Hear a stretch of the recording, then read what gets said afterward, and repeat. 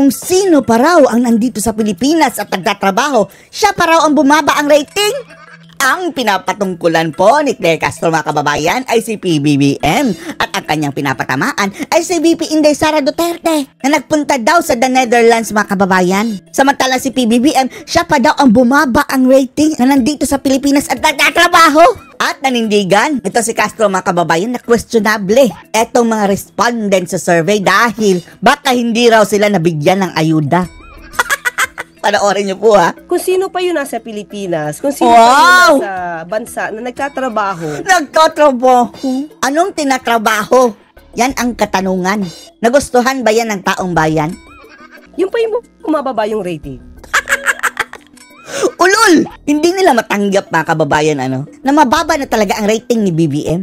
Titignan nyo rin po ba yung pangyayari sa pagkakasurrender po sa dating Pangulong Duterte sa dahilan ng pagbaba din po nitong trust at approval ratings ng Pangulong Marcos Jr.? Oh, yan ang hindi natanong sa press con kahapon, mga kababayan. Sagot! Malamang! Oh, at least, mga kababayan, aminado. Yan ang isa sa mga dahilan, Claire Castro. Pero hindi nga lang yan, mga kababayan, Kahit wala pa, kahit hindi pa pinaaresto si PRRD, mga kababayan, ang sentimento ng tao, on the grounds, hiramin natin ang salita ni Lenny, on the grounds, lagpak na si BBM. Yan ang katotohanan. Dahil unang-una, performance. Performance-wise, mga kababayan, at yung pinaggagawa niya, desisyon niya ngayon sa gobyerno. Pagkuha ng pondo, yung mga GAA, mga kababayan, yung mga ganyan, kapabayaan, dyan palang bagsak na. At ang final nail in the coffin ay yung pagpapakidnap niya kay PRRD, pagpapadala sa ICC. Pero yun nga ang mangyayari pagka ganun, kasi ang lumalabas. So aminado na rin kayo na mas marami talagang pro Duterte kaysa sa pro Marcos. Diba sinurrender ang dating Pangulong Duterte? Sinurrender? Dinukot. Walang court order, mga kababayan sa ICC, bumaba ang rating ng Pangulo. Kahit ano man ang mangyari, kahit ano pang rating yan, ang Pangulo, itong sinasabi natin, gagawin, magdi-decide, base sa batas. Wow, base sa batas. So anong batas, Claire Castro? Sa makatuwid, dilabag nyo nga ang batas. Malinaw na malinaw doon sa ating batas, mga kababayan, na dapat sundin ang treaty. Wala tayong treaty sa ICC So paano na yun? Kahit ang pagdaan lamang sa mga kababayan, kahit sa local court, kahit hindi na sa Supreme Court, para ma-verify lang, mga kababayan, yung legality ng warrant of arrest ng ICC, ay hindi nila ginawa. Yan ba ang pagsunod sa batas, Claire? At kung ano yung tama. Ano yung tama? Ulol! Ito ang may tama, mga kababayan, Grabing twisting, mga kababayan. Kahit hindi ito maging popular sa tao. Dahil hindi na popular ang presidente mo. Yan ang katotohanan. Kung ano yung tama, anong sinasaad ng batas. Kayo may mga tama siguro kayo sa ulo. Yun lang po ang susundin. Anong batas ang sinusunod nyo? Batas ng ICC? Paulit-ulit na lang tayo dito, mga kababayan, Grabe. Eto mga taong ito, mga kababayan, alam nila yan Pero deliberately, mga kababayan, tinitwist nila. O kayo ang fake news. So kung ang karamihan ng mga tao ay ayaw ang ginawa ng Pangulo o ng gobyerno, ng administrasyon sa sitwasyon ni dating Pangulong Duterte na ma-surrender to sa ICC, makidnap dahil inisponsor pa ng amo mo ang aeroplano. Hindi po mapapahinto ang administrasyon na gumawa ng ayon sa batas. Wow, ayon sa batas. Ang bola dito, mga kababayan, andun na sa Korte Suprema. At masyadong fishy, mga kababayan, masyadong fishy. Bakit wala pang sinasabi ang Korte Suprema dito? Ang mahirap dito, mga kababayan, kung gagawin nilang moot and academic. Hindi ibig sabihin, mga kababayan, na walang nilabag. Kung sasabihin nilang magiging moot and academic. Para na rin sinabi ng Korte Suprema niya na abstain. Dahil wala na dito si Digong sa Pilipinas o ganyan. Pero kapag gagawin yan ng Korte Suprema, mga kababayan, delikado na. Baka pati na ang Korte Suprema luhod na kanyagba. Baka lang Pero hindi rin dapat magiging moot and academic, mga kababayan Dahil hindi malaya si Tatay Digong. Rate of habeas corpus, produce the body. Produce ninyo ang katawan ni Tatay Digong doon sa Korte Suprema. Korte Suprema, magiging patas sana kayo Kahit hindi ito popular. Kasi kung ano po yung sinasabi ng batas, yun ang dapat ang gawin. And ulol talaga ito, mga kababayan, Laging, anong sinasabi ng batas? Tapos, yung kanilang reference, mga kababayan, na batas, andun yung surrender. Tapos, kinat nila, mga kababayan, doon sa buong artikulo, nakasaad doon na dapat dumaan sa korte nga. Ungas. At ang korte na sinasabi nila mga kababayan, nilagay nila sa kanilang sariling kamay dahil ang DOJ na daw ang nagiging competent court. Kailan pa kayo, DOJ, nagiging under sa judiciary? Under kayo ng executive eh. Dapat local court. Ito po ang nagtataka kami. Kung yan po ang magiging dahilan, majority of the Filipinos, meron din naman survey na umaayon na dapat dalhin ang Pangulo, dating Pangulo. Yan ang kaululan.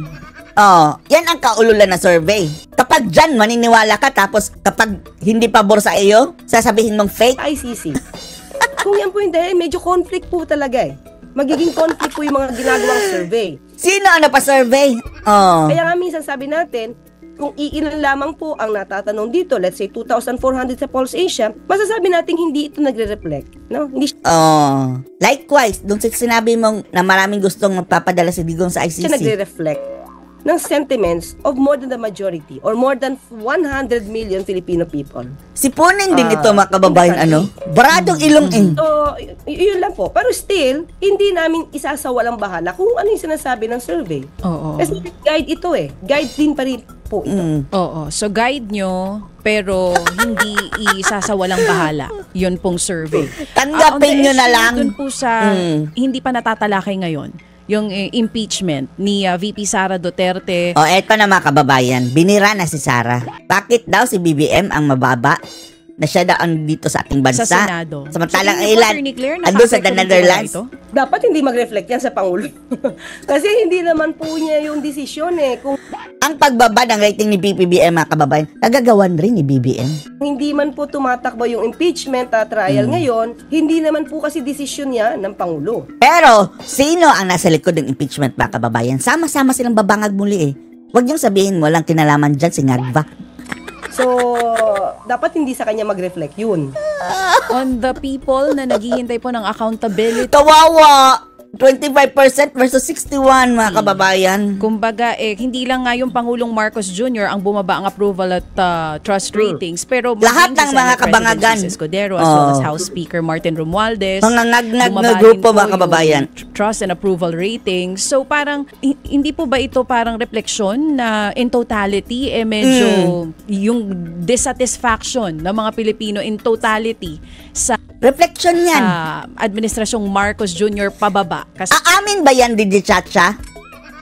Sama po yung ibang, tingin mo? Ibang mga opisyalis ng gobyerno. Kaya nga po, talaga pong magandang malaman saan ba galing talaga yung mga respondents. Kinexyon na naman ang identity ng mga respondents mga kababayan. Hingan nyo na naman na ID. Tapos bigyan ng ayuda? Kasi kung titignan nyo po, kung sino pa yung nasa Pilipinas, wow! kung sino pa yung nasa na nagtatrabaho. Ang tanong kung mabuti ba ang trabaho? Baka naman kabalastugan. Kung ang trabaho lang naman mga kababayan ay kunin ang pondo ng PhilHealth, maglustay ng pera, pasarap dito, pasarap doon, party dito, party doon, wag ka na. Di namin kailangan ng ganyang trabaho. Yung pa yung kumababa yung rating. Kawawa. Ano po ba nag-utos ang Pangulong Marcos Jr. sa kanya mga yun pa ang bumababa ang rating. Palakasin pa yung kampanya kontra. Ang patama niya doon mga kababayan ay andun si Sara sa the Netherlands eh. Bakit tumataas? Kung sino pa ang nasa Pilipinas at nagtatrabaho siya pang bumaba ang rating. Ungas! Disinformation, may kinalaman po ba yan sa... At nag-utos daw si Ngagngag mga kababayan na labanan ang disinformation.